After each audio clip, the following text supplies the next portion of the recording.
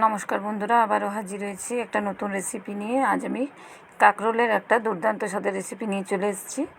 তো কাঁকরোলগুলোকে গোটা গোটা এইভাবে গোল গোল করে কেটে নিয়েছি, আর আলুটাকেও গোল গোল করে কেটে নিয়েছি। তো এই দিয়ে আমি রেসিপিটা তৈরি করে দেখাবো। আশা করছি রেসিপিটা আপনাদের ভালো লাগবে। আর এরকম ধরনের যদি রেসিপি বাড়িতে গরম ভাতের সঙ্গে থাকে, তাহলে সেদিন কিন্তু আর কোনো রকম মাছ মাংসের প্রয়োজন পড়বে না। রেসিপিটা এতটাই সুন্দর খেতে লাগে। তো কীভাবে তৈরি করছি দেখতে থাকুন। কড়াই বসিয়ে দিয়েছি, কড়াইয়ে পরিমাণ মতো সরষের তেল দিয়েছি, আর কাঁকরোলগুলোতে আমি একটু নুন এবং হলুদ মাখিয়ে নিয়েছি। তো সেটা দিয়ে খুব ভালো করে কাঁকরোলগুলোকে ভেজে নেব।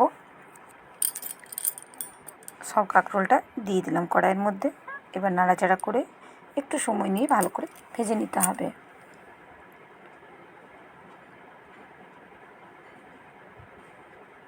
দেখুন খুব সুন্দরভাবে একটা কালার চলে এসছে। ভালো করে কিন্তু এটা ভাজা হয়ে গেছে। আবারও 1 থেকে 2 মিনিট একটু নাড়াচাড়া করে নেব।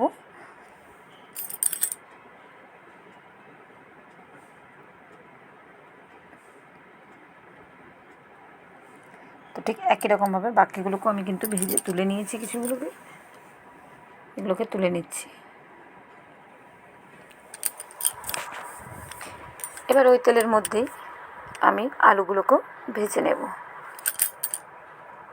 একই রকমভাবে আলুগুলোকে দিয়ে দিচ্ছি। আলুর মধ্যে কিন্তু আমি কোনো রকম নুনও দিইনি বা হলুদও এখনও দিইনি। আলুটাকে দিয়ে দিলাম, দিয়ে 2 থেকে 3 মিনিট ভেজে নেওয়ার পর আমি কিন্তু নুনটা অ্যাড করব। ঢাকা দিয়ে আলুটা খুব সুন্দরভাবে ভেজে নেব। ততক্ষণে মশলাটা রেডি করে নিচ্ছি। এখানে আমি জিরের গুঁড়ো নিলাম 1 চামচ, হাফ চামচ নিলাম ধনের গুঁড়ো,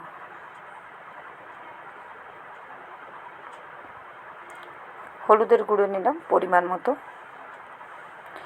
এখানে ঝাল লঙ্কার গুঁড়ো নিলাম হাফ চামচ,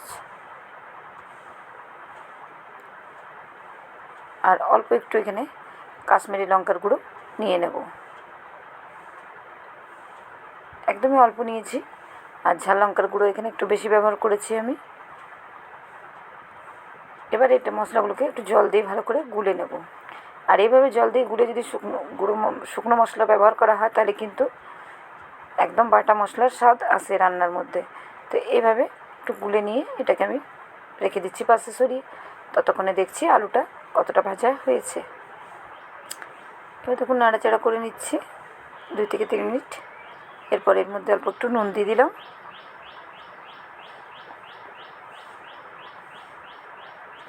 নুন দিয়ে আবারও ভালো করে এটা আলুগুলোকে ভেজে নেব। ভাজতে ভাজতে আলুগুলোর মধ্যে থেকে খুব সুন্দর একটা কালার চলে আসবে। ততক্ষণ অবধি ভালো করে ভেজে নেব।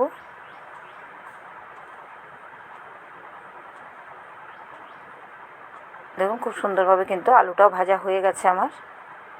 আলুর মধ্যেও কিন্তু একটা সুন্দর কালার চলে এসছে। এবার আলুগুলোকে তুলে নিচ্ছি আমি। এই পর্যায়ে কিন্তু কড়াইয়ের মধ্যে আর কোনো রকম তেল নেই। এবার কড়াইয়ে আমি আবারও অল্প একটু তেল দিয়ে দেব। কড়াইটা এখন ভালোই গরম আছে। তো এই গরম অবস্থাতেই কড়াইয়ের মধ্যে আবারও সরষের তেল দিয়ে দিলাম, আর হাফ চামচ 5 ফোড়ন দিয়ে দিলাম। ফোড়নটা ভাজা হয়ে গেলে এর মধ্যে একটা কাঁচা লঙ্কা দিয়ে দিলাম।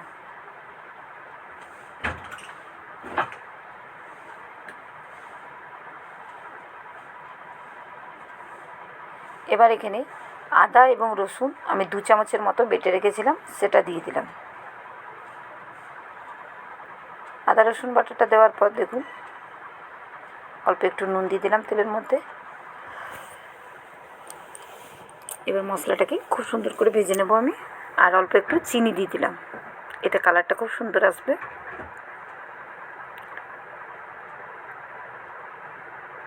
এবার আদা এবং রসুনটাকে একটু ভেজে নেব।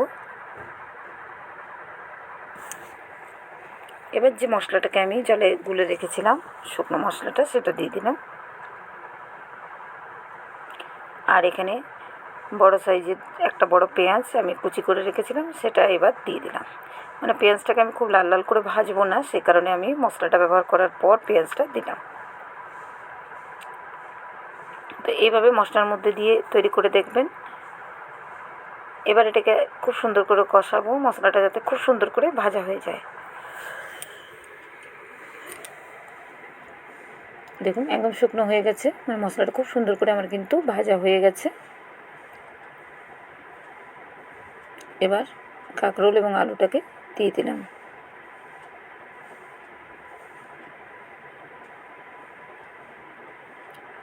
এবার বাটিটা ধুয়ে অল্প একটু জল দিয়ে দেবো, জল দিয়ে এটাকে ভালো করে কষিয়ে নেব।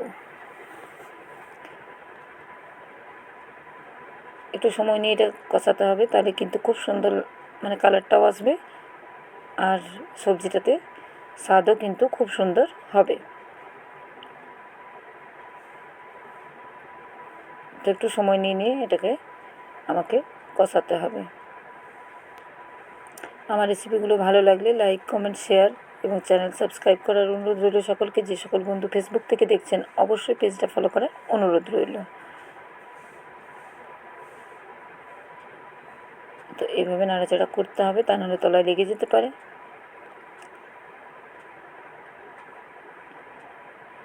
তো বেশ অনেকক্ষণ ধরে আমি কিন্তু এটাকে নাড়াচাড়া করে ভালো করে কিন্তু কষিয়ে নিয়েছি। এটা থেকে সুন্দর একটা গন্ধও বেরিয়েছে। এবার এর মধ্যে পরিমাণ মতো জল দিয়ে দেবো। আর এই মশলাটা কষানোতে আমার সময় লেগেছে প্রায় 12 থেকে 13 মিনিট।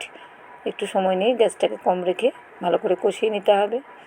আর যেহেতু আলু এবং কাঁকরোলটা আগে থেকে আমার ভালোভাবে ভাজার সময়তেই সেদ্ধ হয়ে গেছে, তাই খুব একটা জল আমি এখানে অ্যাড করব না, তাতে মশলার যে গন্ধটা থাকে সেটুকু গেলেই হয়ে যাবে। তো এবার ঢাকা দিয়ে এটাকে ফুটিয়ে নেব কিছুক্ষণ। অনেকটাই জলটা শুকনো হয়ে গেছে, এবার খুলে দেখাচ্ছি। আর এভাবে একটু মিশিয়ে নেব ভালো করে। আর গরম ভাতের সঙ্গে যদি এরকম একটা কাঁকরোলের রেসিপি থাকে তাহলে কিন্তু মাছ মাংসেরও প্রয়োজন পড়বে না। কাঁকরোলের এই রেসিপিটা এতটাই টেস্টি হয়। তো অবশ্যই বাড়িতে কাঁকরোল আনলে এভাবে একবার তৈরি করে দেখবেন। আর কমেন্ট করে জানাতে ভুলবেন না কেমন লাগলো আপনাদের কাঁকরোলের এই দুর্দান্ত রেসিপি। এটা ভাতের সঙ্গেও খেতে ভালো লাগে অথবা রুটি পরোটার সঙ্গেও খেতে কিন্তু খুব সুন্দর হয়। তো বন্ধুরা আজকের মতো এই পর্যন্ত। পরের আবার একটা ভিডিওতে আপনাদের সঙ্গে দেখা হচ্ছে।